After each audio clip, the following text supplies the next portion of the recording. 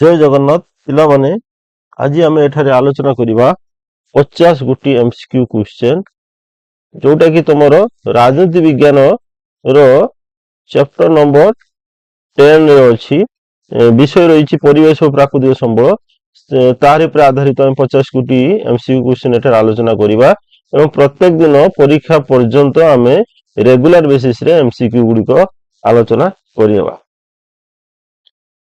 प्रथम क्वेश्चन तो अच्छी निरंतर विकास रो मुख्य लक्ष्य कौन ना ऑप्शन गुड़िक अच्छी केवल वर्तमान रो विकास भविष्यत पीढ़ी रो आवश्यकता को ध्यान रखी विकास केवल शिल्पायन जलवायु को अणदेखा करिबा। तार सठिक आंसर टी पिला माने कोन हबो ता सठिक आंसर टी ऑप्शन नंबर ख हबो। कौन निरंतर विकास बा सस्टेनेबल डेवलपमेंट कहले कौन बुझे ना भविष्यत पीढ़ी आवश्यकता को अनुध्यान को रखी विकास करिबा। तापरे नेक्स्ट क्वेश्चन टी अछि परिवेश प्रदूषण पाई निम्नलिखित मध्यरु केउटी एक प्रमुख कारण।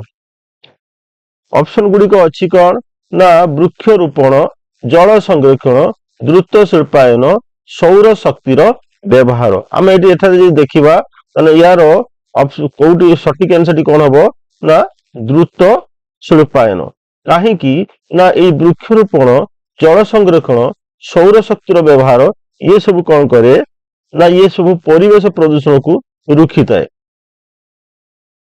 आम देखा जलवायु परिवर्तन एक प्रभाव कौन हो पारे।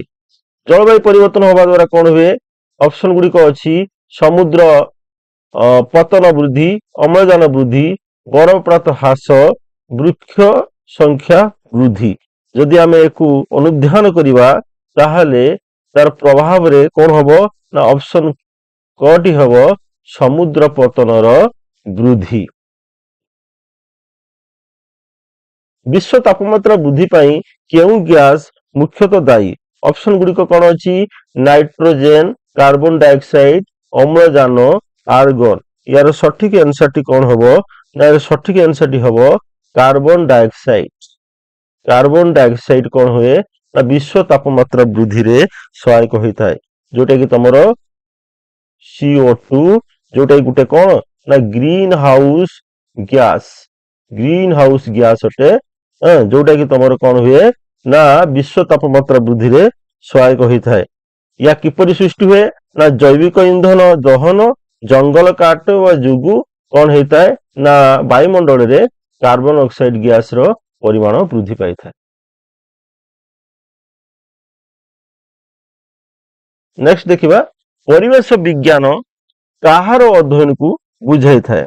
ऑप्शन गुड़िक रही केवल मनीष केवल पत्थर जीव जगत और तांकर चतुर्पार्श्व संपर्क केवल राजनीति।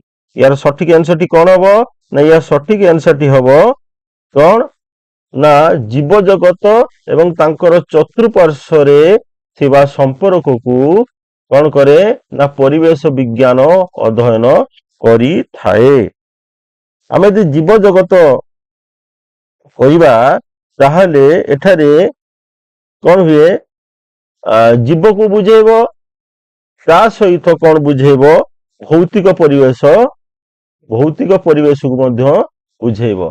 जीव भितर आम देखा उद्भिद देखा प्राणी देखा एवं कीट पतंग ये सब बुझेब एवं ता सहित कौन बुझेब भौतिक परिवेश माटी जल आउ तुम रोची वायु ये सब बुझेब। तो ये समस्त अध्ययन किए करे ना परिवेश विज्ञान। तापर देखिबा निम्नलिखित मध्यरु केउटी विकास रे एक प्रतिरूप बा मॉडल। ऑप्शन गुड़िक अच्छी कौन ना समाजवादी प्रतिरूप प्रदूषण प्रतिरूप गैसीय प्रतिरूप कौन सिटी नुहे। यार सठिक आंसर टी कौन हम ना समाजवादी प्रतिरूप। कहीं ना समाजवादी प्रतिरूप कौन करे राज्यर नियंत्रण सामाजिक न्याय समस्त सुविधा पर गुरुत्व दे थाए से एक विकास मॉडल हिसाब रे ग्रहण करा जाई थाए। तापर आम देखा परिवेश संरक्षण पाई ସବୁଠାରୁ ଗୁରୁତ୍ୱପୂର୍ଣ୍ଣ ପଦକ୍ଷେପଟି କଣ? ଅପସନ ଗୁଡିକ ଅଛି ଜଙ୍ଗଲ କ୍ଷୟ, ବ୍ୟାପକ ବୃକ୍ଷରୋପଣ, ଅଧିକ ଯାନବାହନ ବ୍ୟବହାର, ପ୍ଲାଷ୍ଟିକ ର ବ୍ୟବହାର ବୃଦ୍ଧି। ଯଦି ଆମେ ୟାକୁ ଦେଖିବା ତାହେଲେ ଏଥିରେ ଅତି ସହଜରେ ଆମେ ଜାଣିପାରିବା ଯେ କଣ ଜଙ୍ଗଲ ସଂରକ୍ଷଣ ପାଇଁ ସବୁଠାରୁ ଗୁରୁତ୍ୱପୂର୍ଣ୍ଣ ପଦକ୍ଷେପ ହେଉଛି କଣ ନା ବ୍ୟାପକ ବୃକ୍ଷରୋପଣ। ବ୍ୟାପକ ବୃକ୍ଷରୋପଣ, କାରଣ ଆମେ ଯେତେ ବୃକ୍ଷରୋପଣ କରିବା ସେ କଣ କରିବ, ବାୟୁରୁ ଏଇ ଯୋଉ CO2 ବା ଅଙ୍ଗାରକାମ୍ଳ ଗ୍ୟାସକୁ କଣ କରିବ, ସେ ଶୋଷଣ କରିନବ ଏବଂ ତା ସହିତ କଣ କରିବ ନା ମୂର୍ତ୍ତିକା ଯୋଉ କ୍ଷୟ ହଉଛି ତାକୁ ସେ କଣ କରିବ, ସଂରକ୍ଷଣ କରିବ। ଆଉ ଅନ୍ୟ ଯୋଉଗୁଡା ଆମେ ଦେଖୁଛୁ ଜଙ୍ଗଲ କ୍ଷୟ, ଅଧିକ ଯାନବାହନ ବ୍ୟବହାର, ପ୍ଲାଷ୍ଟିକ ବ୍ୟବହାର, ଇଏ କଣ କରେ ପରିବେଶକୁ ପ୍ରଦୂଷିତ କରେ। ତେଣୁ ଇଏ ହବନି, ଅପସନ ନମ୍ବର 6ଟା ହବ। ତାପରେ ଆମେ ଦେଖିବା ବିଶ୍ୱ ତାପମାତ୍ରା ନିୟନ୍ତ୍ରଣ ପାଇଁ କେଉଁ ଆନ୍ତର୍ଜାତିକ ଚୁକ୍ତି ସ୍ୱାକ୍ଷର ହୋଇଛି? ଦେଖ ପିଲାମାନେ, ଅପସନ ଅଛି ପ୍ୟାରିସ ଚୁକ୍ତି, ସିମଳା ଚୁକ୍ତି, ତାସ୍କେଣ୍ଟ ଚୁକ୍ତି, ଲଣ୍ଡନ ଚୁକ୍ତି। ଯଦି ଆମେ ଦେଖିବା ୟାର ସଠିକ ଆନ୍ସରଟି ହବ କଣ ନା ପ୍ୟାରିସ ଚୁକ୍ତି। କେବେ ହୋଇଥିଲା ପିଲାମାନେ? 2015 ମସିହାରେ ହେଇଥିଲା, ଯୋଉଟାର ଲକ୍ଷ୍ୟ ରଖା ହେଇଥିଲା କଣ, ଏଇ ଯୋଉ ଗ୍ଲୋବାଲ ୱାର୍ମିଂ ହଉଛି, এই ଗ୍ଲୋବାଲ ୱାର୍ମିଂ ରେ ଯୋଉ ଟେମ୍ପରେଚର ବଢୁଛି ତାକୁ 2 ଡିଗ୍ରୀ ସେଣ୍ଟିଗ୍ରେଡ ରୁ କମ କୁ ଆଣିବା। ତାପରେ ଆମେ ଦେଖିବା ଜଳବାୟୁ ପରିବର୍ତ୍ତନ ଦ୍ୱାରା କେଉଁ ପ୍ରାକୃତିକ ସମ୍ପଦ ସବୁଠାରୁ ଅଧିକ ପ୍ରଭାବିତ ହୋଇଥାଏ? ଅପସନ ଗୁଡିକ ଅଛି କୋଇଲା, ଜଳ ଓ କୃଷି, ସୁନା ଏବଂ ଲୁହା। ଏହାର ସଠିକ ଆନ୍ସରଟି କଣ ହବ ପିଲାମାନେ? ସଠିକ ଆନ୍ସରଟି ହବ ଜଳ ଏବଂ କୃଷି। এই জଳ ଏବଂ କୃଷି କଣ ହେଇଥାଏ, ଜଳବାୟୁ ପରିବର୍ତ୍ତନ ଦ୍ୱାରା କଣ ହେଇଥାଏ ନା ପ୍ରଭାବିତ ହୋଇଥାଏ। ନିରନ୍ତର ବିକାଶ ଶବ୍ଦଟି ପ୍ରଥମେ କେଉଁ କମିଶନ ରିପୋର୍ଟରେ ବ୍ୟବହୃତ ହୋଇଥିଲା? Most important କ୍ୱେଶ୍ଚେନ।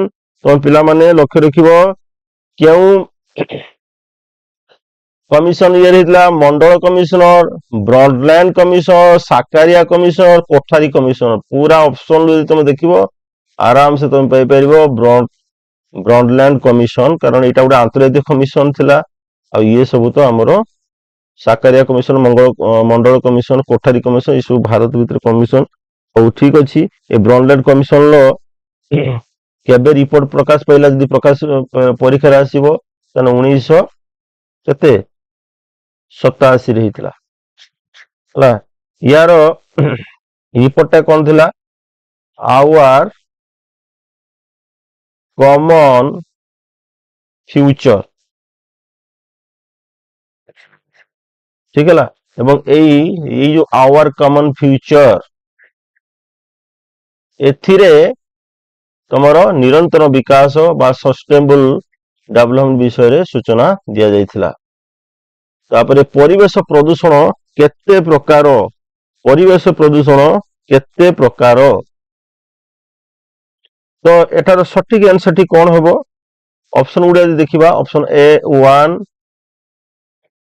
1, 2, 4 ବା ତତ୍ତ୍ୱଧିକ 10। ଦେଖ ପିଲାମାନେ, ପରିବେଶ ପ୍ରଦୂଷଣ ବିଭିନ୍ନ ରକମର ଅଛି। ଯଦି ଆମେ ଏଇ ଟାଇପର ଅପସନ ଆସୁଛି ତାହେଲେ ଅପସନରୁ ଆମେ କଣ କରିପାରିବା? ଅପସନ ଗଟି ଆମେ ନବା, କାହିଁକି ନା ଏଥିରେ ଲେଖାଯାଇଛି 4 ବା ତହିଁରୁ ଅଧିକ। ଏଠି ନମ୍ବରଟା ମେନସନ ହେଇନି। ଆଉ କୌଣସି ପ୍ରଦୂଷଣର କେବେ ବି ନମ୍ବରଟା ରହିବନି। ବିଭିନ୍ନ ପ୍ରକାର ପ୍ରଦୂଷଣ ଅଛି, 1 ତ ହେଇପାରିବନି, 2 ବି ହୋଇପାରିବନି, ପର୍ଟିକୁଲାର ଫିକ୍ସ ନମ୍ବର ହେଇପାରିବନି।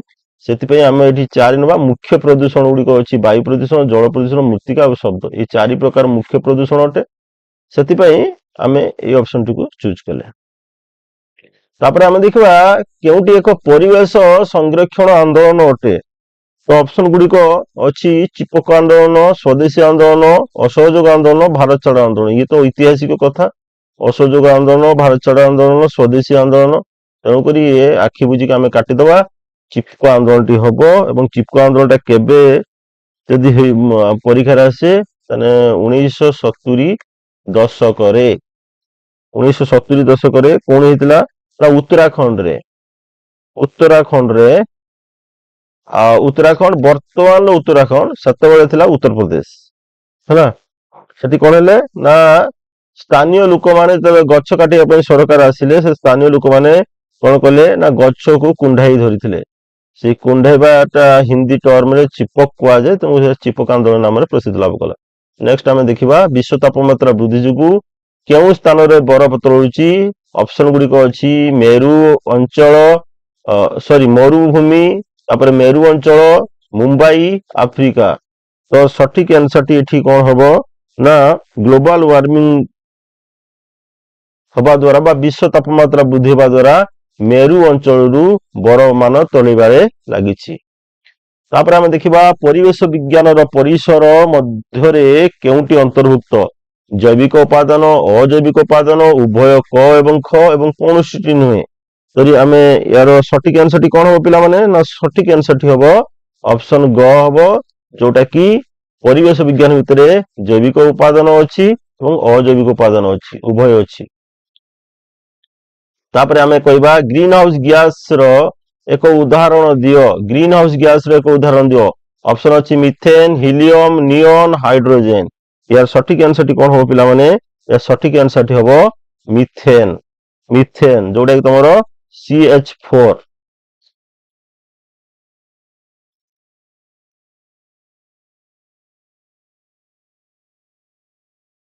तापर आम देखा विकास उदारवादी प्रतिरूप क्या गुरुत्व दिए? मुक्त बजार, व्यक्तिगत स्वाधीनता। ऑप्शन ख रे अच्छी केवल सरकारी नियंत्रण। ऑप्शन ग रे अच्छी कृषि नियंत्रण। ऑप्शन घ रे अच्छी जंगल क्षय। तार सठिक आंसर टी पिला माने कौन हम ना? सठिक आंसर टी हम विकास उदारवादी रूप माने मुक्त बजार और व्यक्तिगत स्वाधीनता, ये दुईटा गुरुत्व प्रदान करिथाए। तापर देखा वायु प्रदूषण जो मनुष्यर क्यों समस्या देखा जाए? एटा बहुत सहज क्वेश्चन अच्छी। पेट रोग, श्वासक्रिया जनित रोग, गुड़ जंत्रणा, कान रोग। वायु प्रदूषण माने सीधा आसीबो श्वासक्रिया जनित रोग उपरे मारिदेव। एवं देखिए आम श्वासक्रिया विशेषकर आफेक्ट हुए कौन? श्वास नली, फुसफुस, ये सब कौन हुए?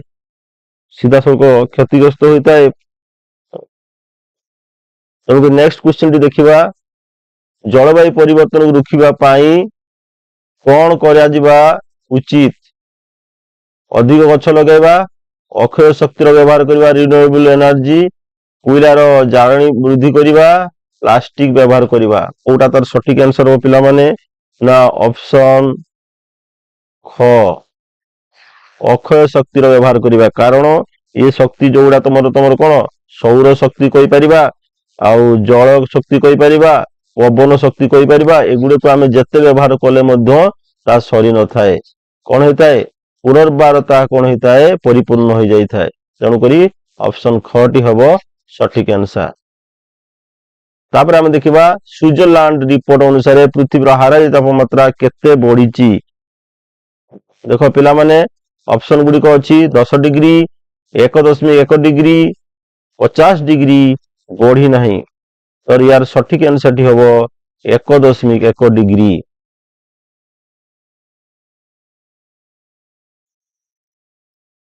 जोटा कि तुमर माने 1850 रु 1900 मसीहा को तुलना कराई कौन कराई ना ये जो तापमात्रा वृद्धिटा को कौन कराई ना संग्रह कराई। अर्थात ताकू तुलना कराई वर्तमान तापमात्रा से तुलना कराई कौन कराई ना ये डाटाटा को पढ़ा जाइए। तापर हम देखा परिवेश सुरक्षा आईन भारत में केबे प्रणयन है? 1886, 1986, 1950, 2024 और 1800 मसीहा। यार जो सठिक आंसर टी हम केबे ना? सठिक आंसर टी हम तुमर को मसीहा 1986। एटा पिला माने मन रखिबो गोटे भोपाल गैस दुर्घटना होता जोटा कि 1984 मसीह होता। हाँ यही घटनाटी घटवा परे परे आमर परिवेश सुरक्षा आईन भारत में 1986 मसीह कौन करागला? प्रतिष्ठा करागला, ए कार्यकारी करागला। तापर देखा निरंतर विकास पाई केउटी बाधक अटे? सौर शक्ति, जलवायु सचेतनता, जनसंख्या, शिक्षा। यार सठिक आंसर टी कौन हम पिला माने? सठिक आंसर टी हम ବଢୁଥିବା ଜନସଂଖ୍ୟା। ତାପରେ ଦେଖିବା ଜଳ ପ୍ରଦୂଷଣ ମୁଖ୍ୟ ଉତ୍ସ ଗୁଡିକ କଣ ନା ଶିଳ୍ପାଞ୍ଚଳ ବର୍ଜ୍ୟବସ୍ତୁ, ବର୍ଷା ଜଳ, ବୃକ୍ଷରୋପଣ, ମାଛ ଧରିବା। ଏହାର ସଠିକ ଆନ୍ସରଟି ପିଲାମାନେ କଣ ହବ ନା ସଠିକ ଆନ୍ସରଟି ହବ ଶିଳ୍ପାଞ୍ଚଳ ବର୍ଜ୍ୟବସ୍ତୁ। କାହିଁକି ନା ଆମର ଯୋଉ ଶିଳ୍ପାଞ୍ଚଳ କଣ ହୋଇଥାଏ ଅପମିଶ୍ରିତ ଏବଂ ବିଷାକ୍ତ ତୈଳ ବର୍ଜ୍ୟବସ୍ତୁ ରାସାୟନିକ ପଦାର୍ଥ ବିଶେଷ କରି ନଦୀ ଏବଂ କଣ କରାଯାଏ ହ୍ରଦ ଏଇଗୁଡାକ କଣ କରାଯାଏ ନା ମିଶେଇ ଦିଆଯାଏ, ଯାହା ଫଳରେ ଜଳ କଣ ହୋଇଥାଏ ପ୍ରଦୂଷିତ ହୋଇଥାଏ। ତାପରେ ଆମେ ଦେଖିବା ଓଜୋନ ସ୍ତର କ୍ଷୟ ହେବାର ମୁଖ୍ୟ କାରଣ କଣ। ଅପସନ ଗୁଡିକ ଅଛି କ୍ଲୋରୋଫ୍ଲୋରୋ କାର୍ବନ, CFC, ଅମ୍ଳଜାନ, ବାଷ୍ପ, ନାଇଟ୍ରୋଜେନ। ଏହାର ସଠିକ ଆନ୍ସରଟି ପିଲାମାନେ କଣ ହବ ନା ସଠିକ ଆନ୍ସରଟି ହବ କଣ କ୍ଲୋରୋଫ୍ଲୋରୋ କାର୍ବନ। ଏଇ ଯୋଉ କ୍ଲୋରୋଫ୍ଲୋରୋ କାର୍ବନ କଣ ହଉଛି ନା ଆମର ଓଜୋନ ସ୍ତରରେ କଣ କରୁଛି ରନ୍ଧ୍ର ସୃଷ୍ଟି କରୁଛି ହେଲା। ଏଗୁଡିକ କୋଉଠୁ ନିର୍ଗତ ହୋଇଥାଏ ନା ଏଗୁଡିକ ତମର ଯୋଉ ଏୟାର କଣ୍ଡିସନ ଫ୍ରିଜ ଆଉ ଆମେ ଯୋଉ ପରଫ୍ୟୁମ ବ୍ୟବହାର କରୁଛେ ସେଥିରେ କଣ ଥାଏ ନା ଏଇ କ୍ଲୋରୋଫ୍ଲୋରୋ କାର୍ବନ ଥାଏ, ଯୋଉଟା କି କଣ କରେ ନା ଆମର ଯୋଉ ଷ୍ଟ୍ରାଟୋସ୍ଫିୟର ଅଛି, ଷ୍ଟ୍ରାଟୋସ୍ଫିୟର ଏବଂ ଟ୍ରୋପୋସ୍ଫିୟର ମଧ୍ୟରେ ଯୋଉ ଆମର ଅଛି ଓଜୋନ ସ୍ତରଟି, ସେ ଓଜୋନ ସ୍ତରକୁ କଣ କରେ ନା ଇଏ କ୍ଷୟ କରେ। ଓଜୋନ ସ୍ତର ଯୋଉଟା କି ତମର O3 ଗ୍ୟାସ ରେ ଓଜୋନ ଗ୍ୟାସ ଯୋଉଟା କି ବା O3 ଗ୍ୟାସ ରେ ଗଠିତ ହେଲା। ନେକ୍ସଟ ହଉଛି ଆମେ ଦେଖିବା ପରିବେଶ ବିଜ୍ଞାନରେ ଏକ କେଉଁ ପ୍ରକାର ବିଜ୍ଞାନ ଅଟେ। ଗୋଟେ ହଉଛି ଆନ୍ତଃବିଭାଗୀୟ ବିଜ୍ଞାନ, କେବଳ ଭୌତିକ ବିଜ୍ଞାନ, କେବଳ ରାସାୟନିକ ବିଜ୍ଞାନ, ମନସ୍ତାତ୍ତ୍ୱିକ ବିଜ୍ଞାନ।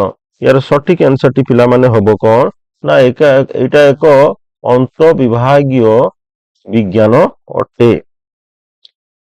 କାରଣ ଏଥିରେ ଆମେ କାହିଁକି ଅନ୍ତଃବିଭାଗୀୟ ବିଜ୍ଞାନ କହୁଛେ, କାରଣ ଆମର ଏଠାରେ ଭୌତିକ ବିଜ୍ଞାନ, ତମର ହଉଛି ରାସାୟନିକ ଏବଂ ଜୈବିକ ହେଲା, ଭୂଗୋଳ, ଅର୍ଥନୀତି ଏସବୁ ଆମେ ଏଠାରେ କଣ କରିଥାଉ ନା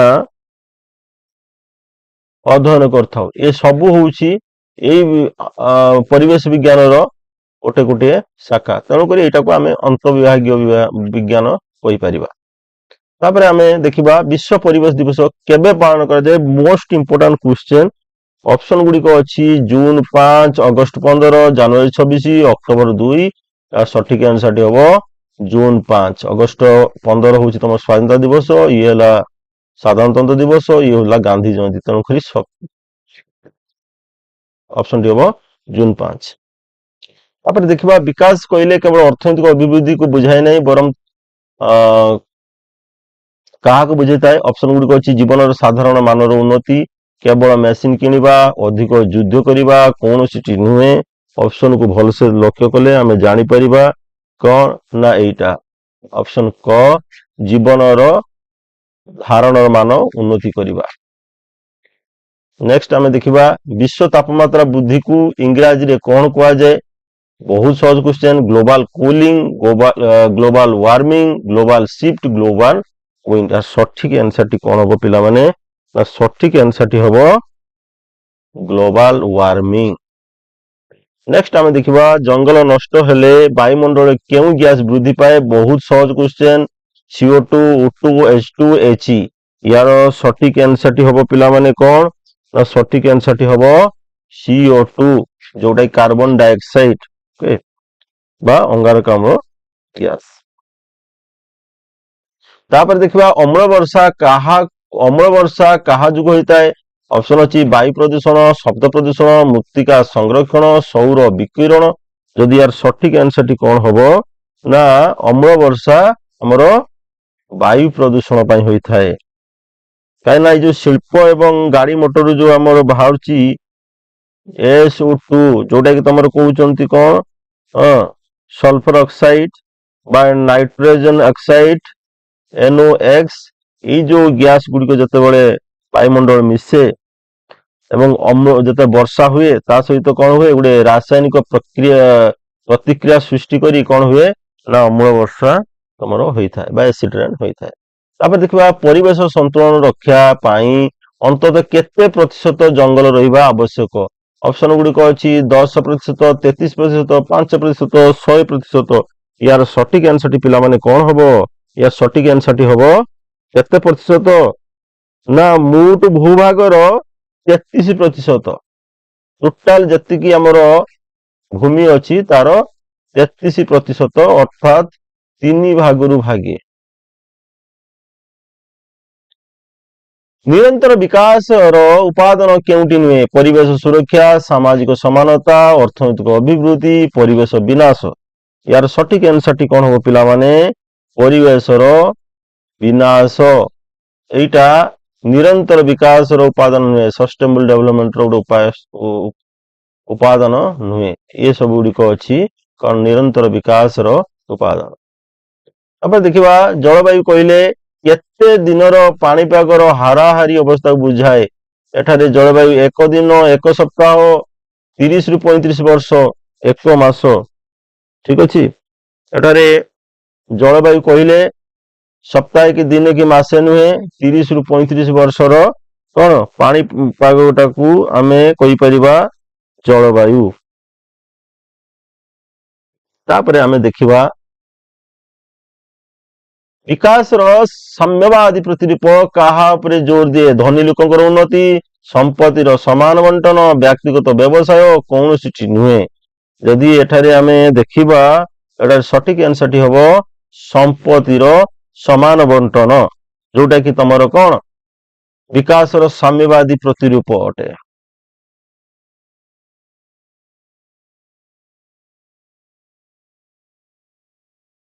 ତାପରେ ହଉଛି ଶବ୍ଦ ପ୍ରଦୂଷଣ କେଉଁ ଏକକରେ ମପାଯାଏ? ବହୁତ ସୁନ୍ଦର କ୍ୱେଶ୍ଚନ ଟିଏ।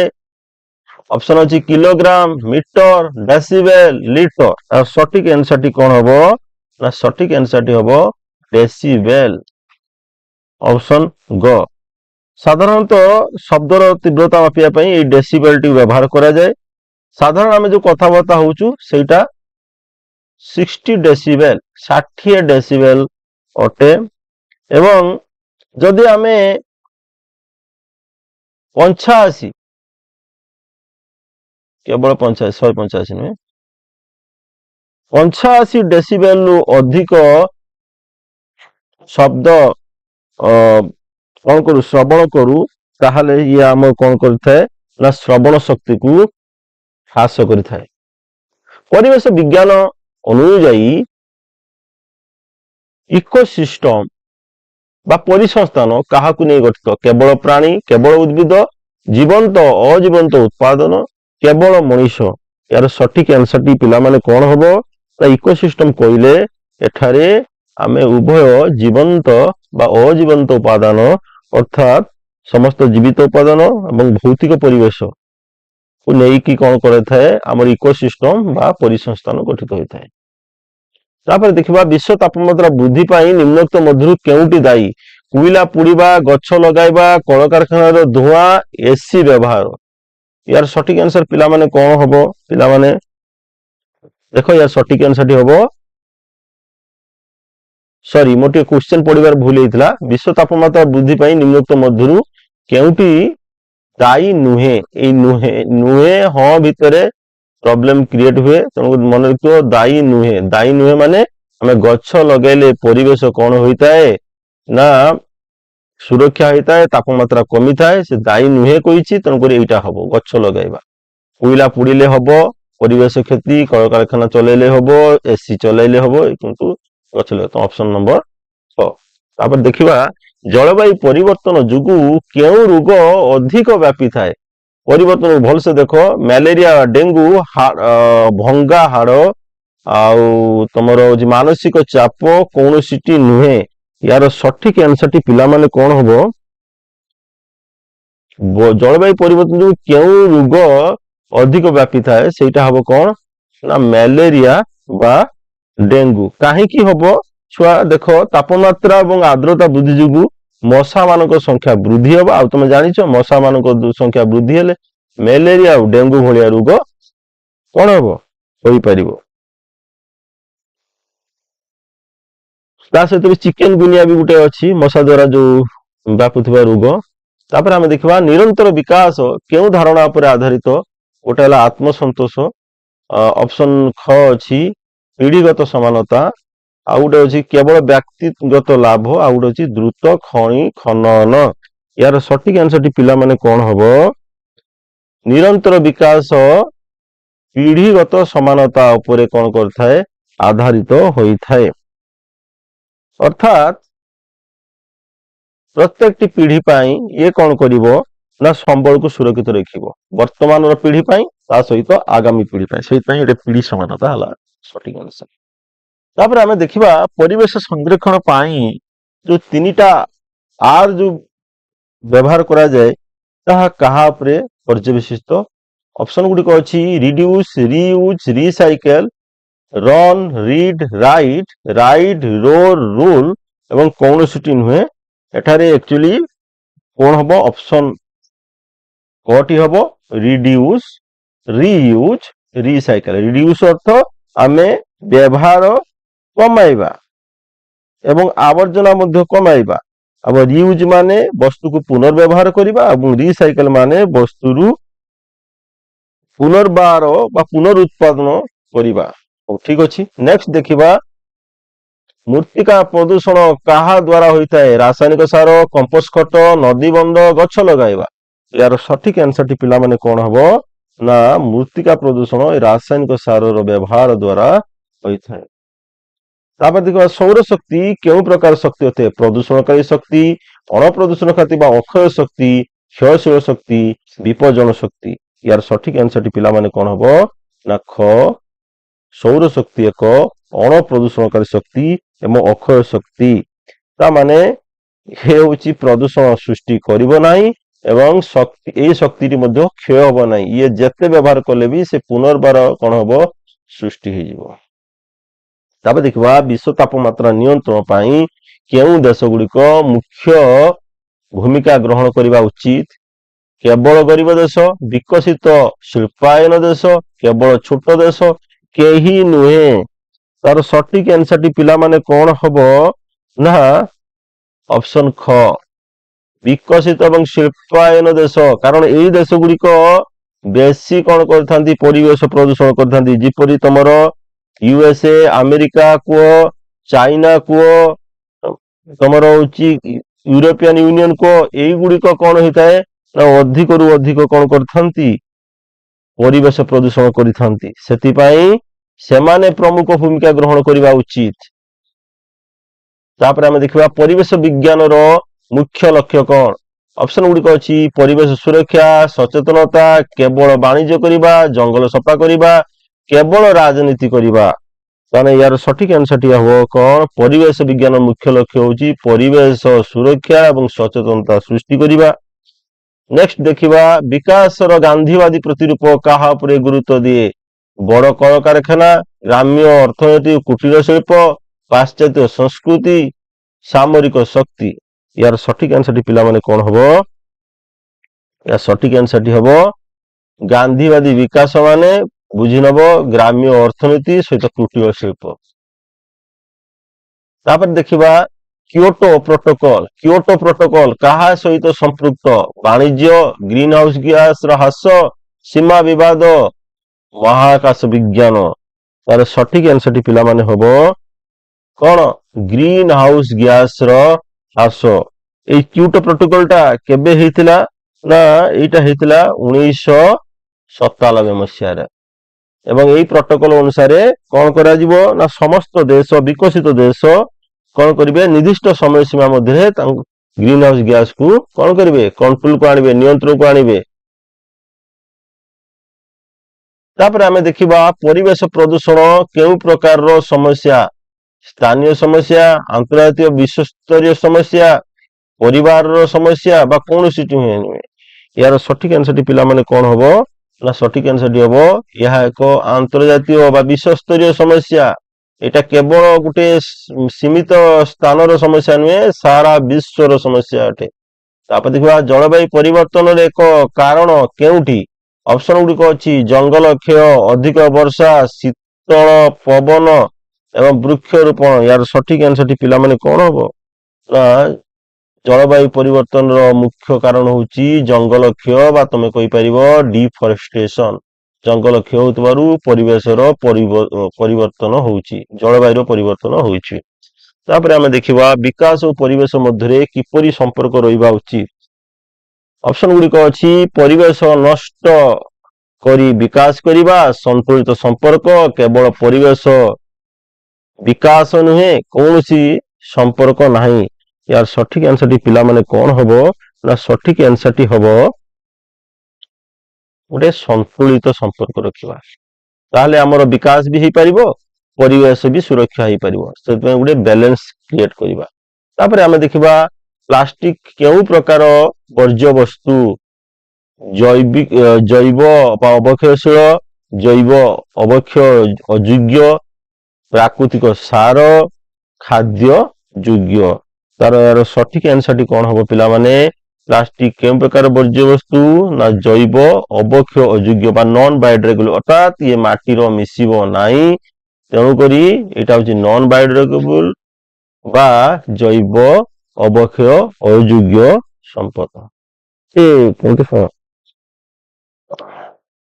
वर्ज्य वस्तु। परिवेश संरक्षण रो गुरुत्व कहा पाई रही। ऑप्शन गुड़िक अच्छी देख पिलामाने केवल मनीष पाई, केवल पशु पाई, समग्र जीव जगत भविष्य पाई, केवल राजनेता पाई। यार सठिक आंसर टी हबो कौन पिलामाने, या सठिक आंसर टी हबो समग्र जीव जगत पाई। कारण परिवेश होची कौन ना परिवेश होची समस्त जीवंकर कौन वासस्थान बा आधार अटे। तेणु यार संरक्षण केवल मनुष्य पाई नुहे, समस्त जीवजंतु प्राणी उद्भिद समस्त अटे। 50 टी क्वेश्चन तुम पिला माने वर्तमान हो गला। आ गुटिए कौन रिक्वेस्ट जे तुम माने वीडियो को देख सारा परे वीडियो को कौन करिवो ना वीडियो को तुम माने पिला माने लाइक ते करिवो, सांग मान को शेयर करिवो, चैनल को सब्सक्राइब कर नबो। मु प्रत्येक दिन किछि ना किछि एमसीक्यू परीक्षा पर्यंत आलोचना करिवि।